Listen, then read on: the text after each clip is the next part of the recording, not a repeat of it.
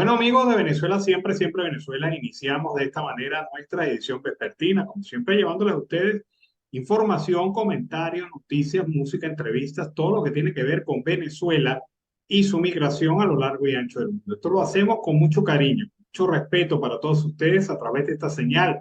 5 emisoras que se enlazan desde Aruba hasta el Arauca Binacional para llevarles a ustedes la mejor información en Siempre Venezuela, además de nuestras opciones digitales que nos permiten estar en este momento en cualquier parte del mundo a través de nuestro Facebook Live y nuestras opciones en diferido que pueden ser observadas en nuestras redes sociales.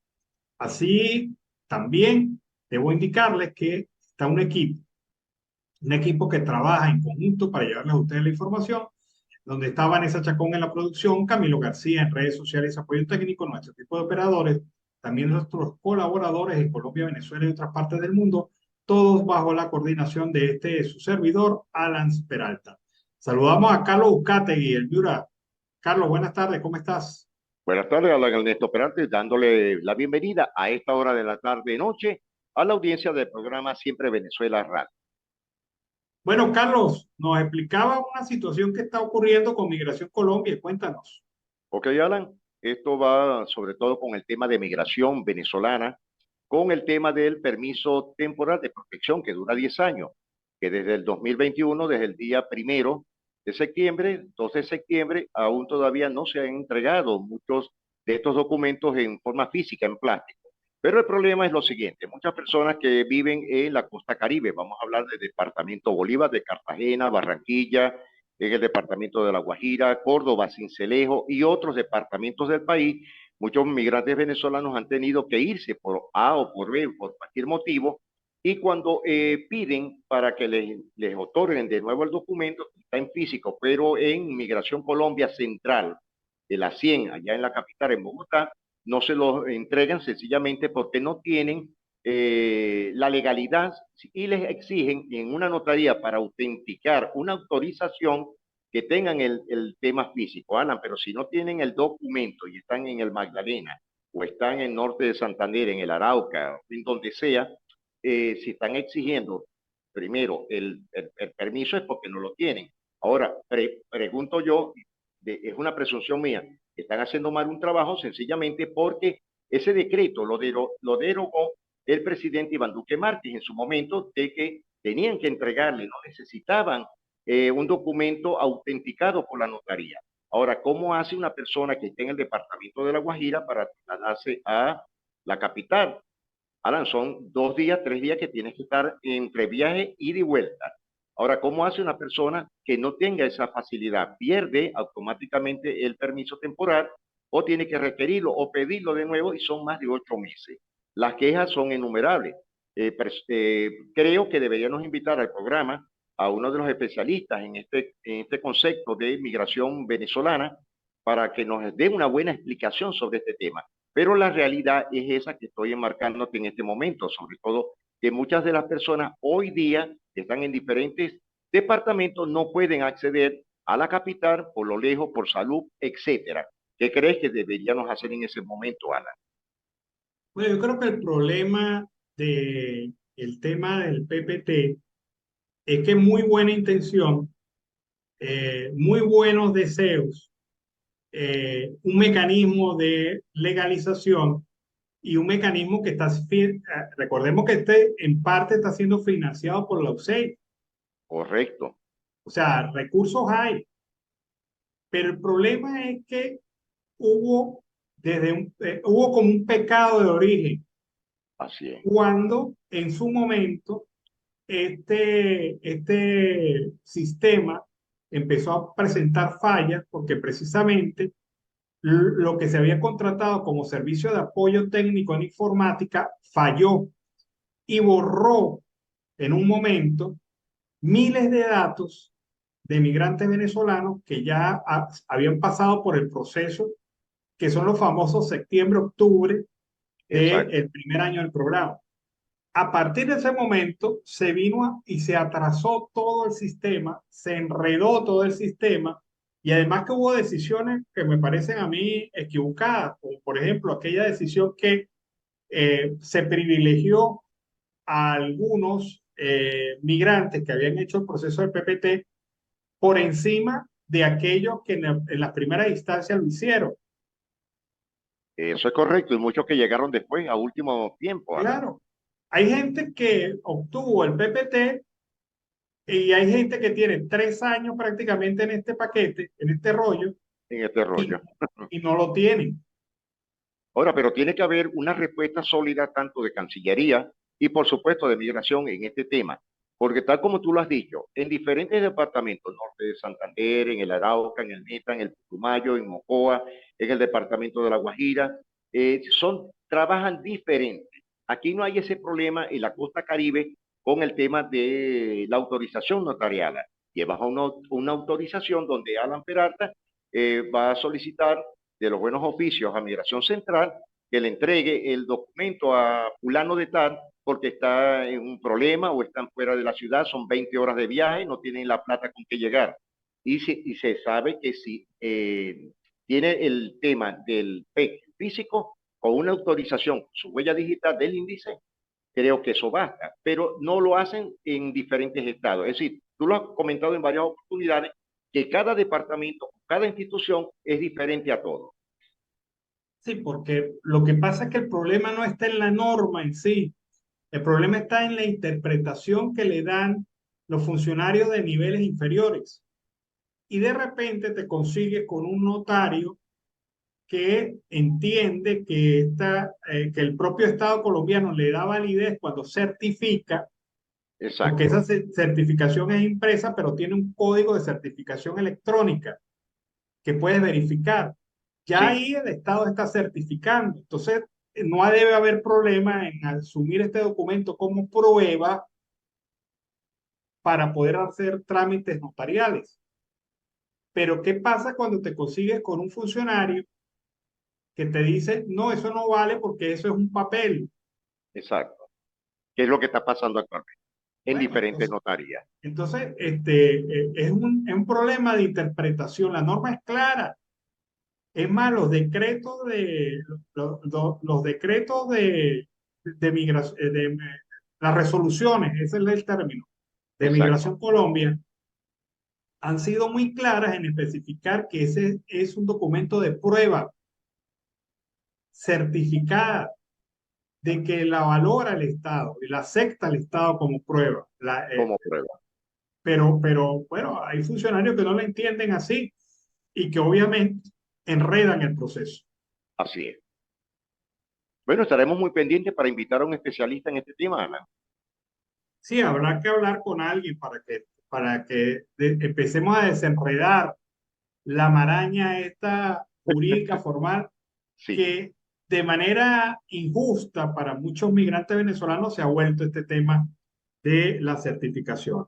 Bueno, eh, te comento que Maduro la volvió a poner con el tema de Oriente Medio sí, y la puso porque él mismo reconoce y a través de los medios del Estado así se reconoce, se comunicó con Mahmoud Abbas, quien es el representante de la autoridad palestina en la franja de Cisjordania.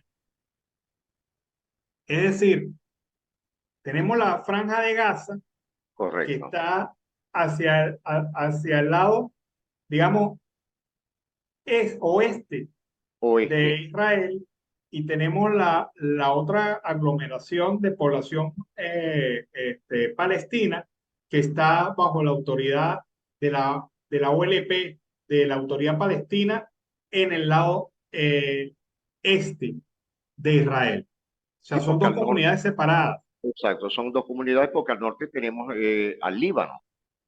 Claro. Entonces Maduro, para que se entienda bien, se comunicó no con la gente de Hamas, sino que se comunicó con la gente de la autoridad palestina, que es otra gente. Son palestinos, pero es otra gente. Así es, Y resulta que le dijo palabras más, palabras menos, nosotros apoyamos a la gente que está en la franja de Gaza. Nosotros entendemos las acciones Hamas. Nosotros vamos a darle apoyo a la gente de Hamas y vamos a enviar ayuda humanitaria a la Franja de Gaza. Muy Imagínate. chévere, muy Exacto. bien, permisible. Pero el problema es que estaba hablando con el hombre equivocado, porque Mahmoud Abbas es el líder de otro grupo de palestinos que durante muchos años lucharon por su autonomía, por su propio autogobierno y que mandan en otro sector donde está la población palestina, no precisamente donde manda Hamas.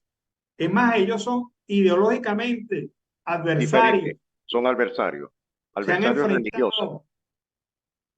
Hamas sacó a patada a la autoridad palestina de la Franja de Gaza. Así es. Es decir, es como si tú estuvieras hablando con el adversario, por poner una palabra, ideológico del grupo Hamas. Exacto. Entonces, el gobierno se dio cuenta de la metida de pata de Maduro y no sacó nada de eso. En cambio, la autoridad palestina sí lo sacó a través de su Sí, lo agencia de sacó. noticias y dijo, queremos aclararle al gobierno venezolano que nosotros no apoyamos las acciones terroristas y violentas de Hamas porque no representan al pueblo palestino. Eso es correcto. Y quedó como un payaso. Otra vez, porque es una persona que habla y está desnaturalizado del problema, no conoce realmente qué es lo que está pasando allá. Y después del ridículo que hizo con la gente de la crucifixión de Cristo, Cristo el palestino y otras cosas, otras barrabasadas, estupideces que no vale la pena comentar, la volvió a poner con esta situación. Ahora yo me pregunto, si le envía esa ayuda humanitaria a la OLP, a la Autoridad Palestina, ¿será que estos palestinos se la hacen llegar a los otros palestinos que son contrarios? Cuando San Juan agache el dedo. Y son 30 toneladas Claro, que se las debieron dar al pueblo venezolano. Qué vainas de la vida. sí, sí, sí. Bueno, y a lo mejor, ojalá no pasemos pena con esa ayuda. No, Ya lo estás pensando. no vaya a ser que vaya de esos granos y estas cosas que ellos le están dando a la gente. ¿Te imaginas que Pero le lleguen un arroz con gorgojo, espaguetis dañados, esas latas? Oye, este pescado sí lleve. no, no, no. Pero bueno, Carlos, esa es la situación. Y entonces otra vez nos encontramos con un presidente de facto que cada día se empeña en ponerla peor. Bueno, a raíz de todo lo que ha pasado recientemente, los organizadores del debate que se tenía que realizar mañana Exacto. en el marco de las primarias anunciaron que el debate se cayó, no va al debate. Ahora, a Varios, tu juicio, ¿por qué crees tú que pudiese haber parado el debate? bueno, yo no entiendo la razón, de verdad que Tampoco, no tengo información sobre eso, pero el debate debería haber ido por supuesto. porque simple y llanamente era una puesta en realidad de toda el pensamiento político de los candidatos a las primarias para darle solución a los problemas del país. Y así quedarán 11, pues es importante escucharlos. Exacto, porque era un debate completo. Iban a versar los diferentes temas todos los candidatos. Además que hay un tema importante aquí y es el tema eh, de que en la pasarela se está buscando también la imagen y la proyección mediática de quienes aspiran al segundo lugar de las primarias.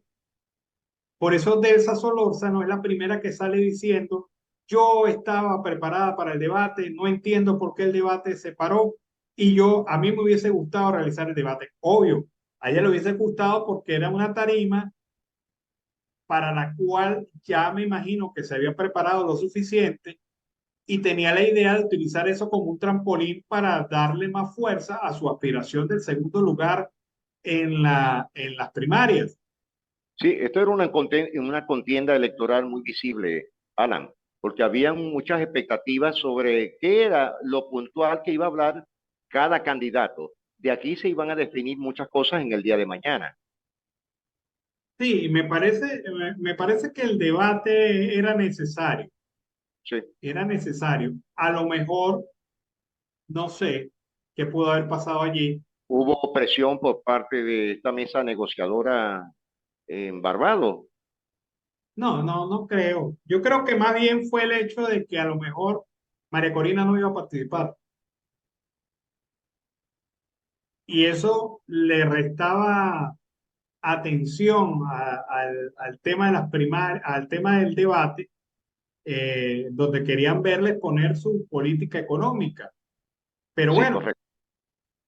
quedaban los demás y los demás están luchando férreamente por Exacto. quedarse en el segundo puesto. Por supuesto, y estoy seguro que en el transcurso de esta tarde-noche sabremos en la noche qué es lo que pasó, porque siempre nos está pasando, ya tú lo has dicho. Después de las 6 de la tarde, 7 de la noche, las noticias salen de todo tipo.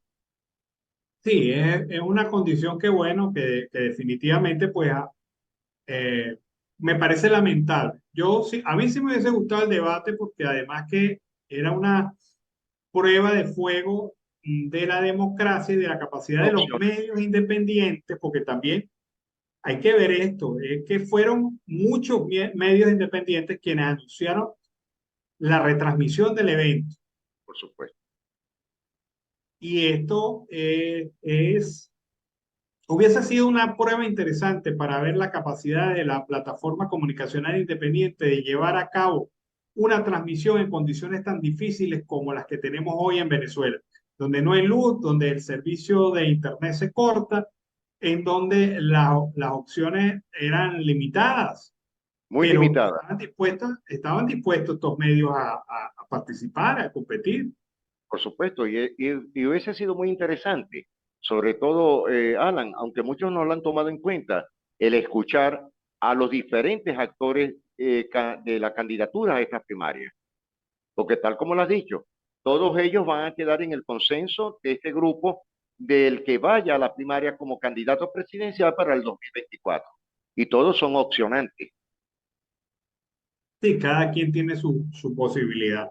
Bueno, esta semana deben empezar a llegar los primeros aviones con la repatriación.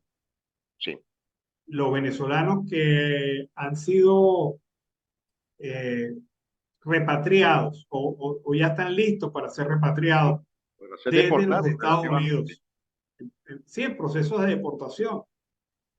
Pero lo interesante es que esto se cruza con todo lo que está pasando en Venezuela, la realidad política, la condición de las primarias, el acercamiento de la oposición y el gobierno y el gobierno en Barbados, la intervención de norteamericana en este toma y dame, y en unas condiciones de verdad donde esta gente, estos repatriados, llegan en condición más difícil de cuando se fueron, Por porque supuesto.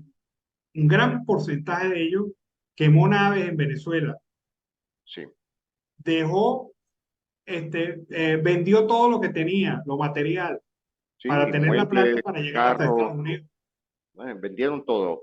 Inmuebles, carros, negocios, comercios, todo. Bueno, incluso aquellos que se endeudaron en Venezuela y dejaron el pelero. Eso, Eso, eso sí eso, es peor. eso es peor porque tendrán que regresar a otro tercer país. Claro, no sé qué harán, pero hay gente que fue así, que le quemaron el queso a más de uno allá en Venezuela Unos y, cuantos. y salieron dejando atrás una rastra de rabia y molestia. Y los Por estarán supuesto. esperando en la bajadita, pajarito. Sí, señor, aquí estoy. Y ahora me debéis tanto y tanto. Claro, claro. O sea, todas esas cosas ocurren porque el proceso de migración venezolano hay que entenderlo. no con un proceso organizado, planificado. Este es un proceso de entrañas, Esto es como un turismo de, de aventura, de mochilero. no, de necesidades, de Sí, por necesidades. supuesto. La gente partió por necesidades. Y bueno, pero ha quemado naves y ha dejado profundas situaciones de dificultad porque llega a una Venezuela que no está tan bien, o por lo menos, vamos a decirlo más claramente, está más mal que cuando se fueron.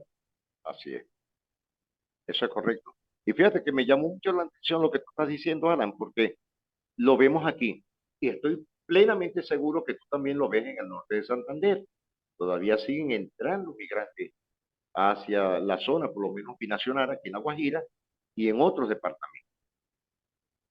Claro, lo que indudablemente diferencia es que aquellos que hayan sido deportados y lleguen a Venezuela y vuelvan a intentar ingresar a los Estados Unidos, Van tienen presos. sanción, van presos y después otra vez deportados, Y una multa de paso. ¿claro? Porque ellos van, a ellos los reseñan. Hay una reseña de todas estas personas Sí, que han hecho biométrica. su intento. Y esto, pues, sin duda alguna, Carlos, obliga a que al que llega, pues tenga que pensársela muy bien antes de partir, ¿no? Sí, y fíjate también en el caso, antes de culminar este término de la migración, lo que está pasando actualmente en los andenes, aceras, brocales, como lo queramos llamar, en México, donde están durmiendo los migrantes venezolanos. Sencillamente en todos los terminales terrestres, ferrocarrileros, en todas partes de México. No, aquí mismo Sí, En Cali las autoridades denuncian que han visto pasar miles de migrantes en su ruta hacia el tapón del Darién, sí, hacia el pero Ecoflin.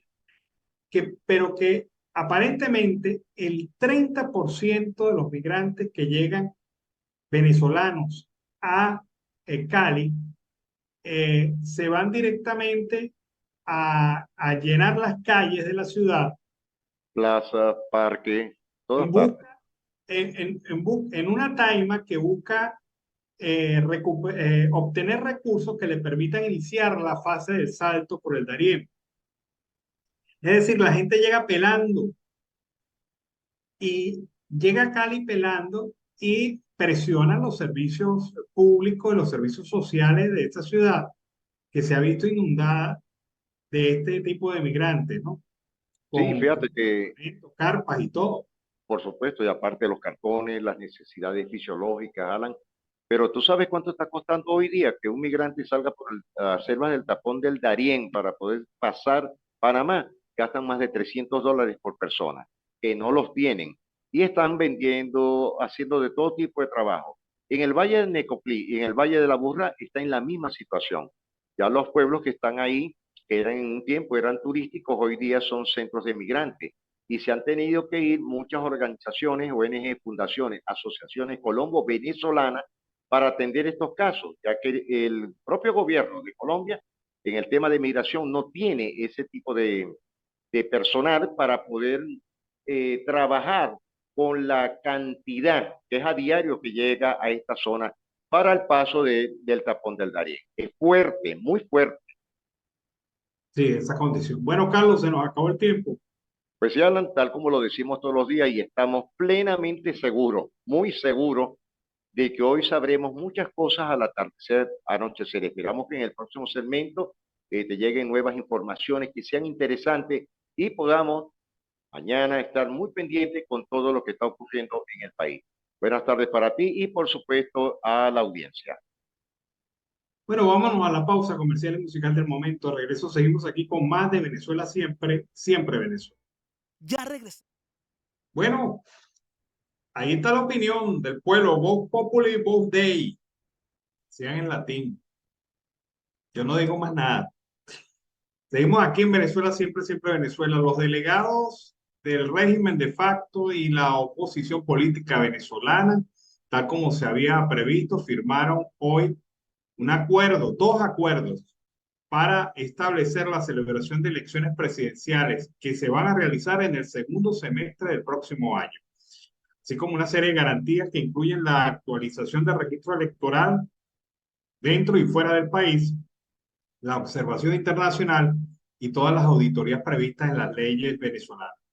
El carácter de estos acuerdos es parcial, o sea, es decir, hace falta otros elementos que se deben ir sumando en la medida progresiva que se vaya avanzando, y en la medida progresiva que se vaya avanzando habrá mayores posibilidades por parte de los Estados Unidos del levantamiento de sanciones para algunos sectores de la economía venezolana, y también la liberación de órdenes de captura que tienen algunos funcionarios del alto gobierno. Esto es lo que se comenta bajo perfil.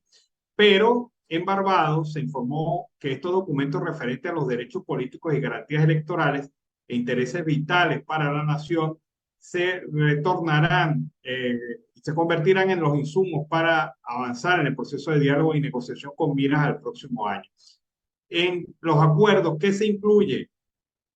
Proponer que el proceso electoral presidencial se realice en el segundo semestre de 2024. Ejecución de la actualización del registro electoral, incluyendo jornadas especiales, campañas de sensibilización, establecimiento de puntos de inscripción en todo el territorio nacional con la presencia de todos los actores políticos, continuación del proceso de cedulación y operativos especiales, jornada de actualización del registro electoral en el extranjero y depuración del registro electoral. Desarrollo de las auditorías previstas, como la del registro electoral, con observación y acompañantes internacionales. Solicitud de invitación a mecanismos técnicos para la observación de las elecciones, como la Unión Europea, el panel de expertos de la ONU, la Unión Africana y el Centro Carter. Promover un discurso público y clima favorable al proceso participativo. Exhorto a todos los actores políticos y funcionarios para respetar la normativa electoral durante el desarrollo de la campaña, requerir a las autoridades competentes garantías de libertad de circulación y reunión de todos los candidatos, reconocimiento de hecho de los actores políticos, a disponer mecanismos de financiamiento transparente, promoción del equilibrio de los medios de comunicación públicos y privados y garantizar la igualdad de acceso a todos los candidatos a los medios, promover la participación de todos los medios de comunicación en la cobertura de la campaña electoral y reconocimiento público de los resultados de los comicios presidenciales. Este es el documento de elementos de carácter político electoral, pero el documento de intereses vitales para la nación, no, sobre ese documento no se dieron mayores detalles. Creo yo, supongo, que entre otras cosas se hablará del Esequibo y la estrategia frente al Esequibo, el tema del Esequibo. Se hablará también, seguramente esto lo debe haber dicho el gobierno, se hablará también de nuestros bienes en otras partes del mundo, entre ellos Citgo, y también se debe haber hablado de el tema del arco minero, la inversión en el arco minero y las medidas que se irían a tomar para enfrentar la destrucción que se está desarrollando allí. Bueno, son temas hipótesis. Nadie los mencionó, pero creo yo que estos son los temas que se hablaron en este documento de intereses vitales para la nación. Seguimos aquí en Venezuela, siempre, siempre Venezuela. Vamos a escuchar el NotiAudio El Pitazo, alianza informativa entre esta organización y Siempre Venezuela. NotiAudio El Pitazo, un preciso resumen de lo que ocurre en toda Venezuela, con Luis Fernando Araújo. Amigos, bienvenidos a una nueva emisión del NotiAudio El Pitazo. A continuación, las informaciones más destacadas. La Comisión Nacional de Primaria anunció que los votos que se emitan en la boleta electoral a favor de Enrique Capriles y Roberto Enríquez serán nulos. La organización explicó que esta situación se produce conforme al reglamento de postulaciones, pues los partidos no manifestaron su apoyo a ningún otro candidato. Sin embargo, la Comisión de Primaria resaltó que Primero Justicia, Un Nuevo Tiempo y COPEI mantienen su apoyo al proceso de primarias. El gobernante Nicolás Maduro denunció una supuesta manipulación mediática en torno a los acuerdos logrados en la mesa de diálogo entre su gobierno y la oposición venezolana. Maduro acusó a los actores políticos de filtrar informaciones para manipular los acuerdos del diálogo. En ese sentido, el mandatario hizo un llamado a ser honestos en el reinicio de las negociaciones, que se llevarán a cabo este 17 de octubre en Barbados. Al menos 4 migrantes murieron y 23 resultaron heridos en un accidente de autobús que ocurrió en el occidente de Honduras el domingo 15 de octubre. El cuerpo de bomberos que participó en el rescate de los sobrevivientes informó que, de las 4 víctimas mortales, una fue Justin Vázquez, hondureño, mientras que las otras 3 víctimas, 2 hombres y una mujer, se presume que sean de origen venezolano. El autobús se dirigía hacia la frontera con Guatemala con unos 60 pasajeros. Tras la caída, parte del vehículo quedó dentro del agua del río Higuito, en Santa Rosa de Copán.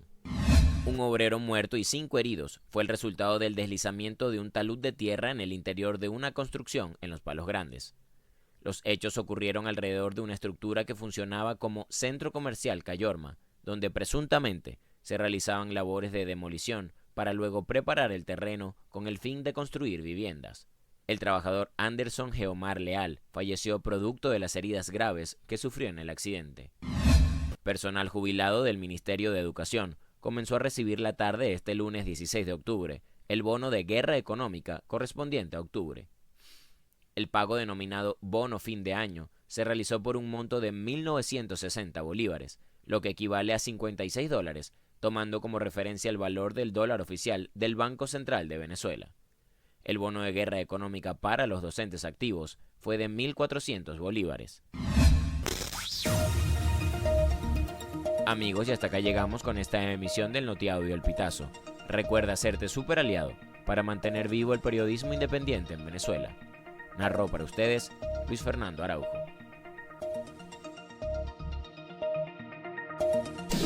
Estas informaciones puedes ampliarlas en nuestra página web, elpitazo.net. También recibimos tus denuncias vía SMS o WhatsApp a través del 0414-230-2934.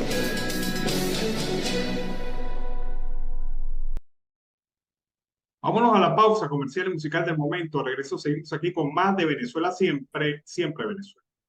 Bueno, seguimos aquí en Venezuela siempre, siempre Venezuela. Luego de que el gobierno y la oposición firmaron en Barbados un acuerdo de celebrar elecciones presidenciales en el segundo semestre del 2024, varios actores políticos se han pronunciado. Uno de ellos ha sido Enrique Capriles, quien señala que la reanudación del proceso de negociación abre una oportunidad para los venezolanos y las urgentes soluciones que necesita nuestro país. Sin embargo, añadió que todos estos esfuerzos deben orientarse a superar la crisis económica, social y política que aqueja a Venezuela. De la misma manera, insistió en decir que la vía electoral es el camino para que los venezolanos decidan en paz quién será el próximo presidente de Venezuela. Nosotros seguiremos promoviendo el encuentro y la unidad entre los venezolanos, ha dicho Capriles Radosky. Y en la búsqueda de una vida mejor, vamos a recuperar la democracia y la prosperidad. Por su parte, el Partido Voluntad Popular emitió un comunicado de respaldo al proceso de negociación para conquistar a las condiciones electorales justas del próximo año. Este partido aseguró que siempre estará presente en la búsqueda de una solución para el país, pero reitera que no caerán en ningún juego político del gobierno para perder el foco de estas negociaciones. No obstante, dicen tener dudas sobre el cumplimiento de los acuerdos firmados en Barbados. A pesar de tener esperanzas puestas en Gerardo Blay, jefe de la delegación opositora, y en especial a su delegado Lester Toledo, entre las exigencias de Voluntad Popular está la liberación de los presos políticos. La Plataforma Unitaria fue otra de las organizaciones que se pronunció sobre el tema y ante la firma de este acuerdo parcial de condiciones electorales ha dicho: seguiremos acompañando la lucha de los venezolanos por su derecho a elecciones libres y competitivas. La Plataforma Unitaria también se pronunció en la red social X, donde aseguraron que acompañarán a los venezolanos por su derecho a libres elecciones y competitivas. Para ello, la firma del acuerdo es su primer avance y una motivación para cambiar el rumbo político del país. Vemos con alentador esfuerzo el acuerdo parcial sobre condiciones electorales para la elección presidencial del 2024, que se firmó en Barbados entre los representantes de la Plataforma Unitaria y el régimen de facto, ha dicho la plataforma.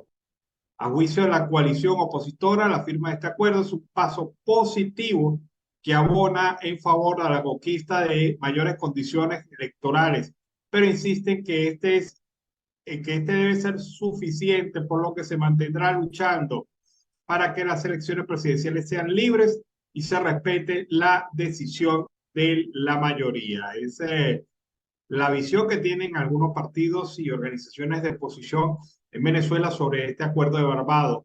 Por su parte, las Naciones Unidas han alentado al gobierno de la oposición a discutir sobre las elecciones y los derechos humanos. La Organización de las Naciones Unidas alentó durante el día de hoy al gobierno de Venezuela y a la plataforma unitaria a abordar la celebración de elecciones transparentes y el respeto a los derechos humanos en el país en su nueva ronda de diálogo que ha tenido lugar en Barbados. El secretario general de la ONU, Antonio Gutiérrez, ha dicho acoge con satisfacción las decisiones del gobierno de Venezuela y las organizaciones para reanudar un diálogo y también las discusiones en Barbados. Tras casi un año en pausa, dijo en la rueda de prensa diaria el portavoz de la organización, Stephen Dujarric, tras ser preguntado al respecto durante el día de hoy. Guterres también alentó a los principales actores políticos de Venezuela para que hagan progresos y tengan discusiones que lleven a cabo unas elecciones inclusivas, transparentes y creíbles en el 2024 y que aborden todos los problemas relacionados a los derechos humanos en el país. Se ha dicho que en Barbados se inicia un proceso que ya se ha venido discutiendo y conversar, pero habrá que esperar por el tema de los presos políticos, que es fundamental y esencial liberarlos para que se pueda sentir una verdadera apertura en Venezuela. Vamos a escuchar ahora un reporte. Se trata del tema planteado por el representante de los trabajadores de la Universidad Simón Bolívar. Ellos durante el día de hoy han realizado protestas y se sumaron a una protesta de varios sindicatos y organizaciones para exigir que se derogue el sistema de bonificación de los aguinaldos. Gabriel Mendoza, representante de los trabajadores de la Universidad Simón Bolívar, ha dicho que seguirán en las calles hasta que el gobierno cumpla con sus compromisos.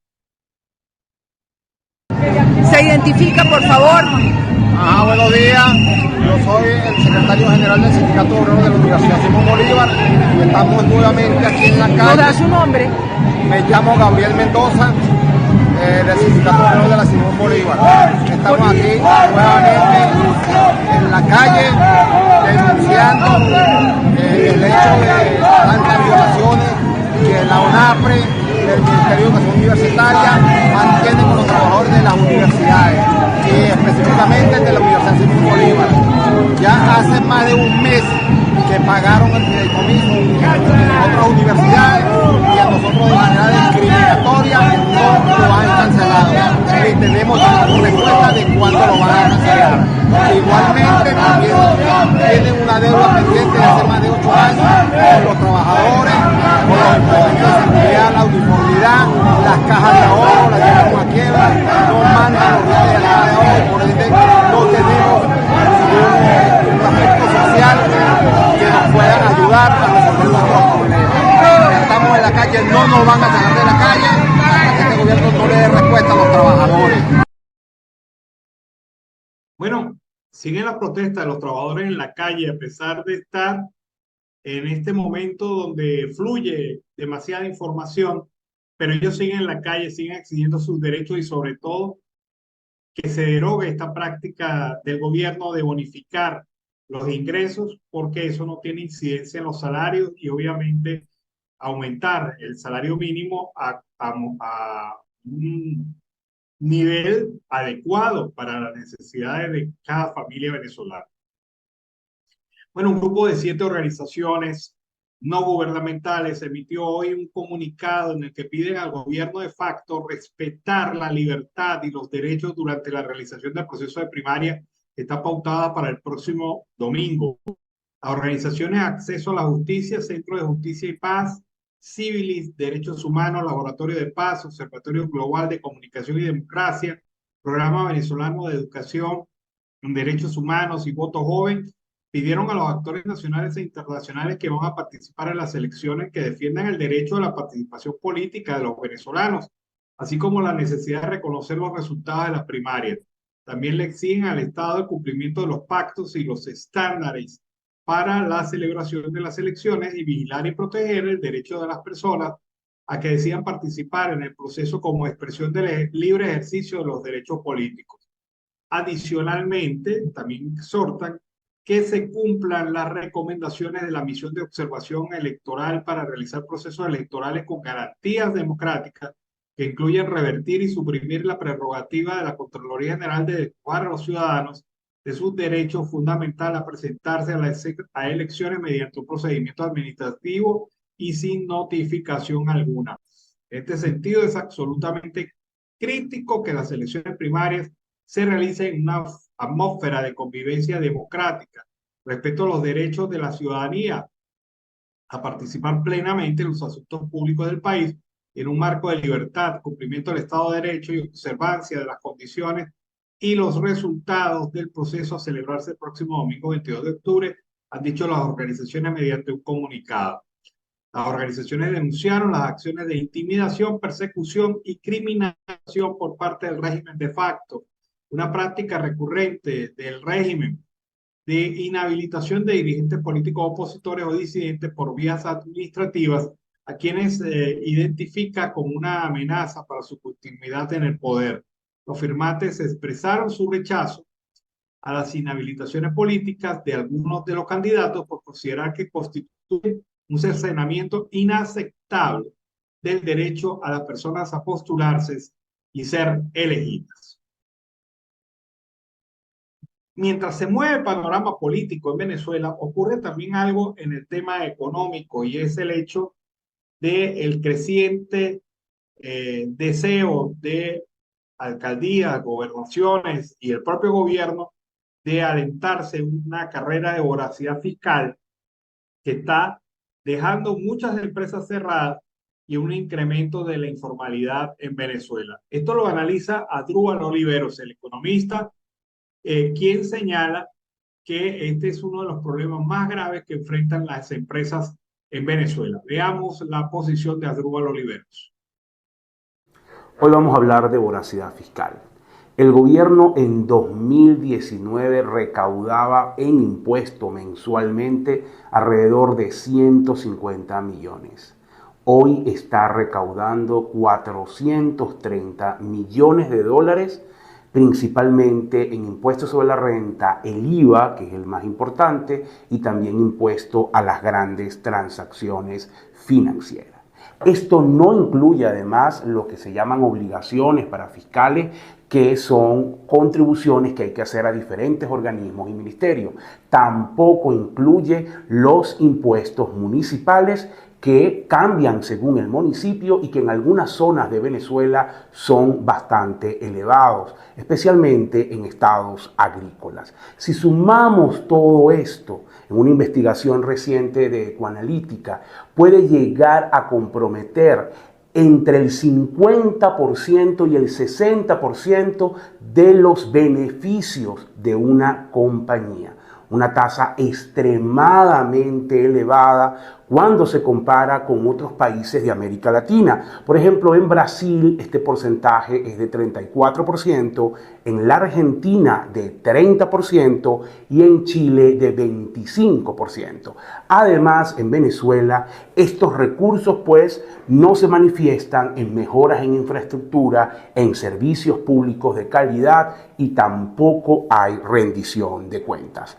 El tema impositivo se ha convertido en un tema de muchísima preocupación para las empresas y también está teniendo incidencia en los temas de competencia. ¿Por qué? Porque muchos negocios se están pasando a la informalidad para poder evitar estas tasas tan elevadas de impuestos. Eso les da mayor competitividad porque eluden todos los pagos de los impuestos, eliminan todos los pagos de los impuestos y una empresa formal pues tiene condiciones más precarias por competir.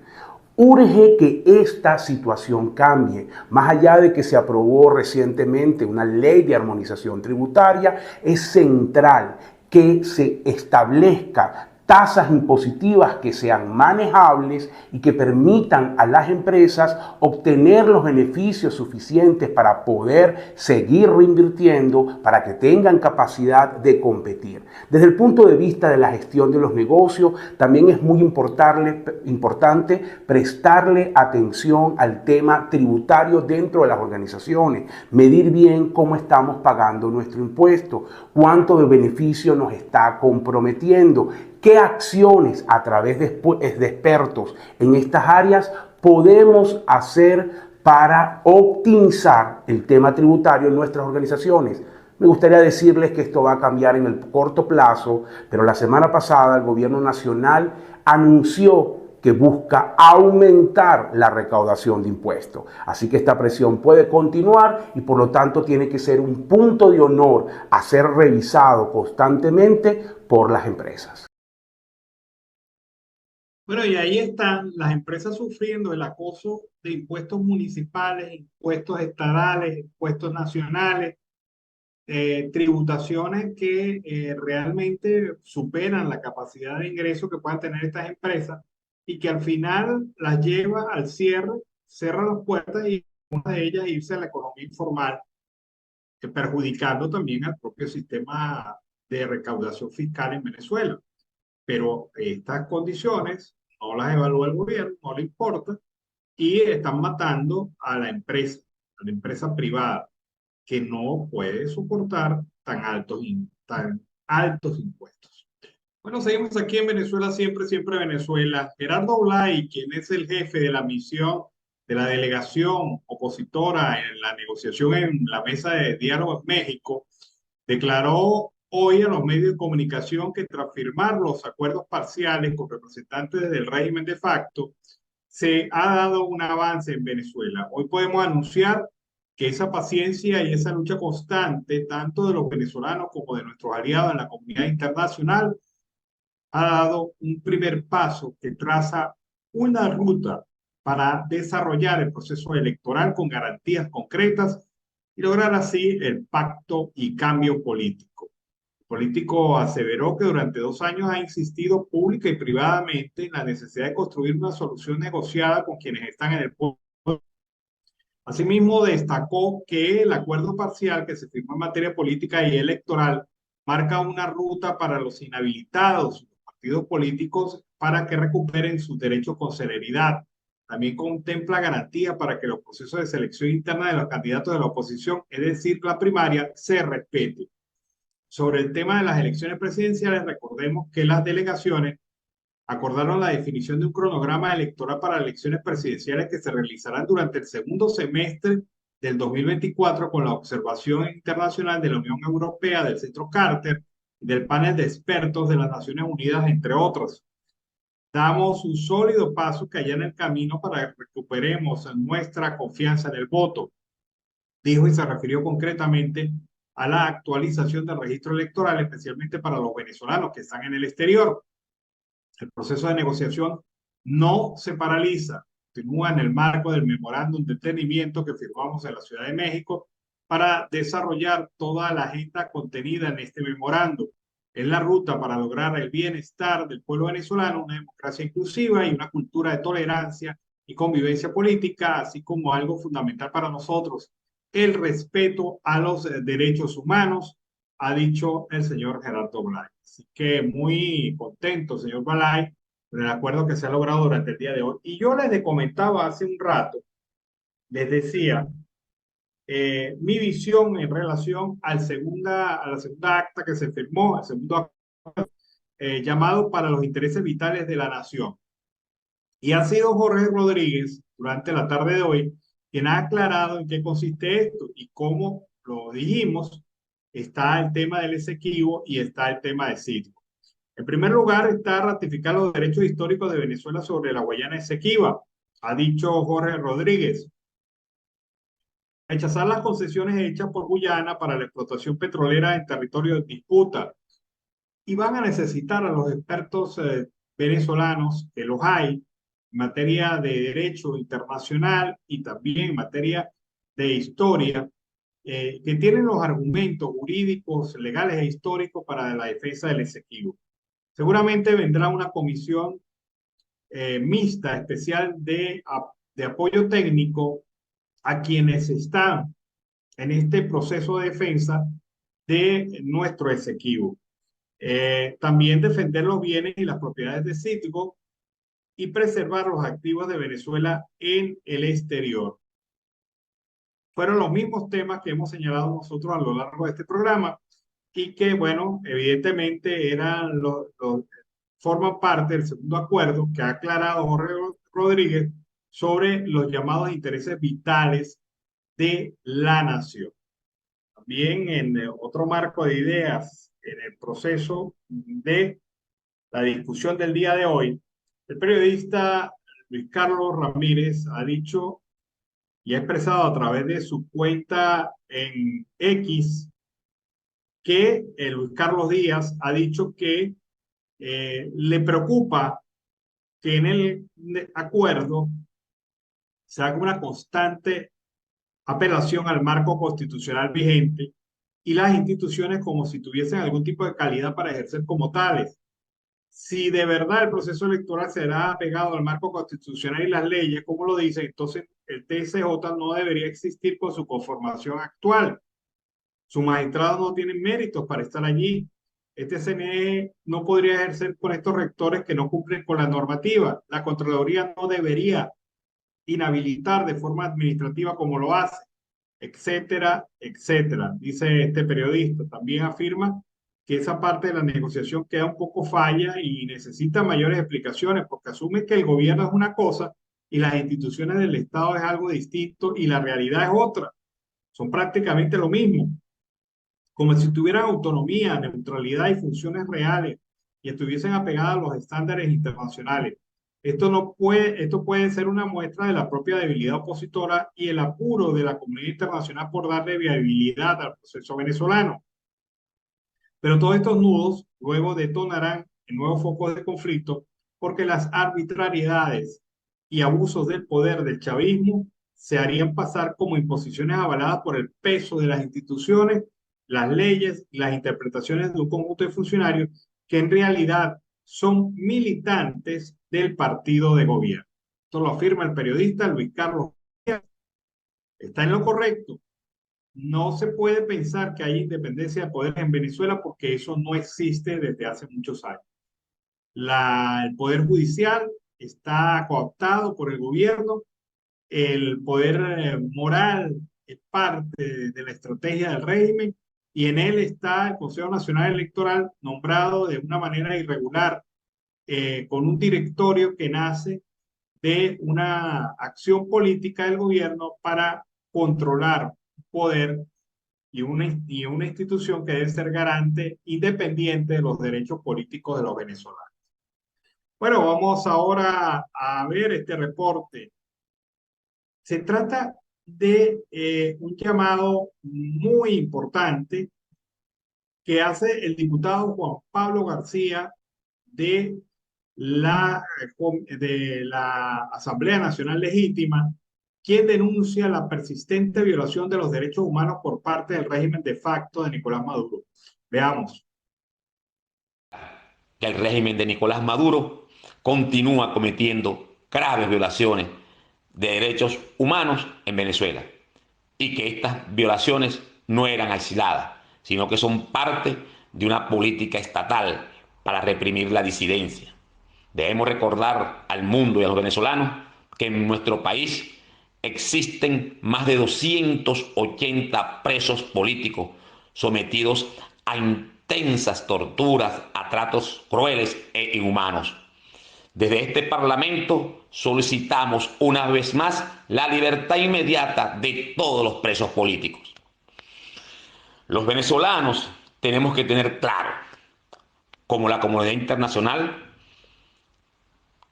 de que hace mucho tiempo que Nicolás Maduro y sus mafias dejaron de ser solo una amenaza para los venezolanos, para convertirse en un régimen de terror que oprime a la ciudadanía y aniquila la disidencia.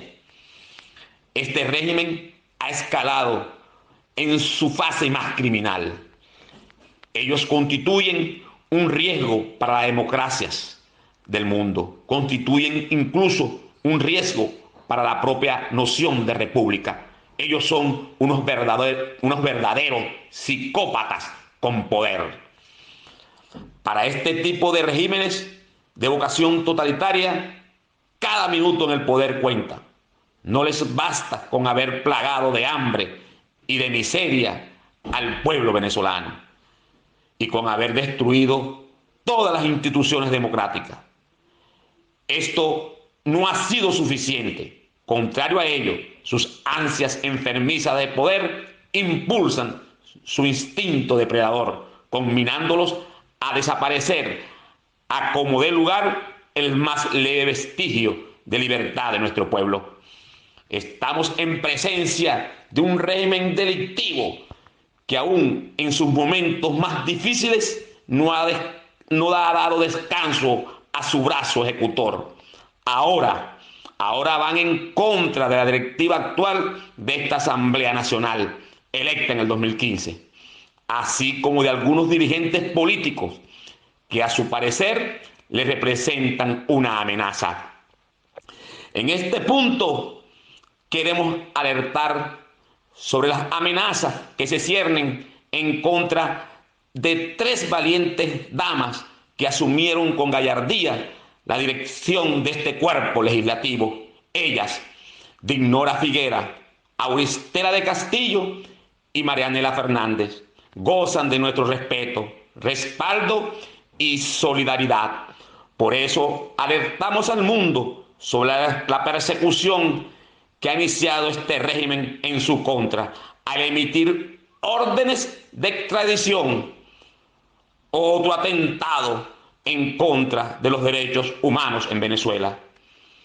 Igual suerte le correspondió al presidente saliente de esta Asamblea Nacional y otrora presidente interino, Juan Guaidó, a quien le fue solicitada una orden de aprehensión por el delito de haber representado en un momento una opción de cambio para el pueblo venezolano. Opción que contó además con el respaldo del mundo para encarar este difícil momento y que fue torpedeada desde sus inicios por este régimen opresor, criminal, que encabeza el imputado por crímenes de lesa humanidad, Nicolás Maduro. Asimismo, resulta oportuno señalar la persecución y el ensañamiento. Bueno, ahí está la posición del diputado sobre este tema de la violación constante de derechos humanos en Venezuela. Se ha pronunciado César Pérez Vivas, candidato a las primarias. Hoy, tras una negociación expresa en Barbados, nos encontramos con un acuerdo para respetar lo que es un mandato de la Constitución. Este es un acuerdo chucuto que no cubre las expectativas de quienes exigimos pleno respeto a los derechos humanos. El gobierno no cede nada, no libera presos políticos, ni restituye los derechos políticos confiscados con la figura de las inhabilitaciones. Es otra cortina de humo para ocultar la falta de voluntad política de un sector errático en la construcción del país. Los hechos hablarán por sí solos, ha dicho Pérez Vivas en su análisis sobre el acuerdo en Barbados. También Joe Magdaleno ha señalado que no cree viable que de aquí a las elecciones del 2024 se llegue a un acuerdo para levantar las inhabilitaciones políticas. Magdaleno expresó que aquellos que decidieron ir a las primarias lo harán a menos que algo importante los detenga. A juicio, el acuerdo que se firme en Barbados no tendrá mayor impacto en la situación actual.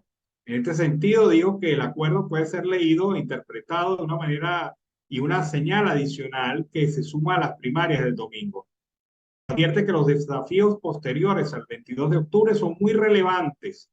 Es un hito importante en términos de participación electoral, pero los desafíos que están planteados, afirma, serán objetos de opinión de muchos porque el asunto de fondo es ¿qué hace usted con las inhabilitaciones? Por ello, cree que habrá más inhabilitaciones. Dijo que de acuerdo con la información que maneja, los temas sobre la mesa tienen que ver con la fecha de las elecciones presidenciales, observación internacional y no más inhabilitaciones. Ha dicho entonces John Magdaleno que vienen más inhabilitaciones y que esto le preocupa para el futuro político de Venezuela.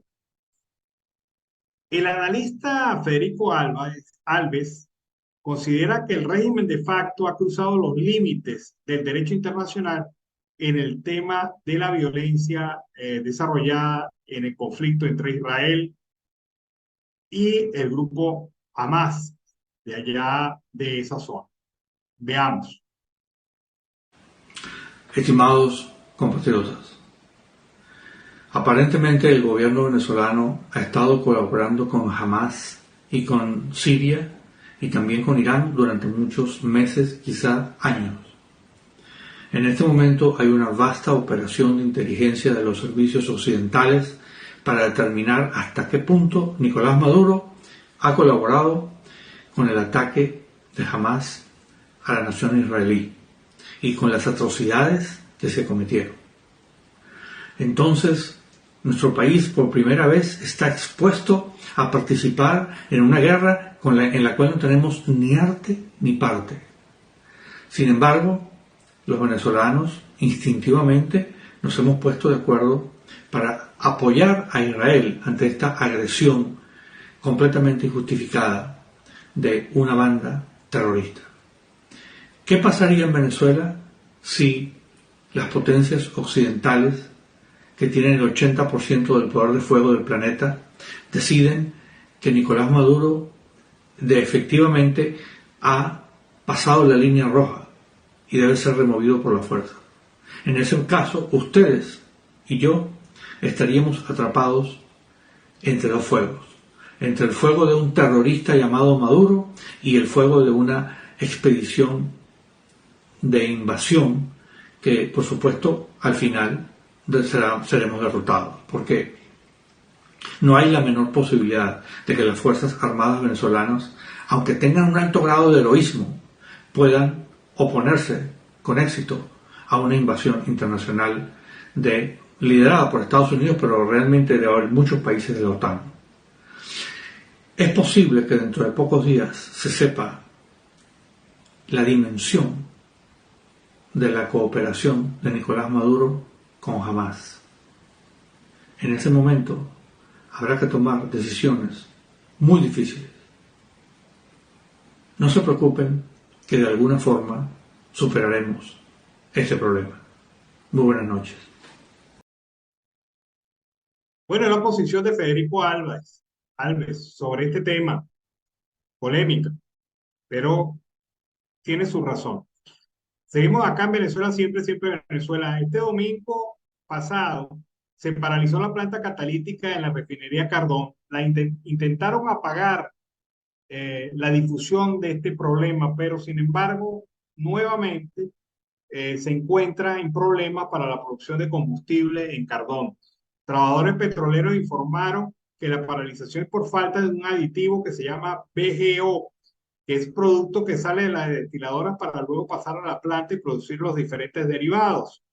La refinería Cardón en Amuay, junto con la de Amuay, forma parte del complejo refinador de Paraguaná, y entre ambas tiene una capacidad de producción de 940,000 barriles diarios. Por otro lado, los petroleros informaron que el pasado sábado se registró un conato de incendio en el motor principal de la planta HDS y, aunque no pasó a mayores, esta también quedó fuera de servicio. La planta de craqueo catalítico de Amuay tampoco produce combustible desde mayo, en principio por una falla y también por falta de crudo liviano para aumentar la producción de las destiladoras que están en funcionamiento. Iván Freites, sindicalista de la industria petrolera en el exilio, confirmó la información en su Twitter. Expresó que el régimen de facto pretende detener la primaria de la oposición con falta de gasolina que se intensifica en todo el país, que lo hemos comentado en el programa, una de las estrategias. Sin embargo, los trabajadores petroleros refieren que hay combustible almacenado para atender la rutina como hasta ahora, pero los despachos a otros países como Cuba podrían cambiar este panorama.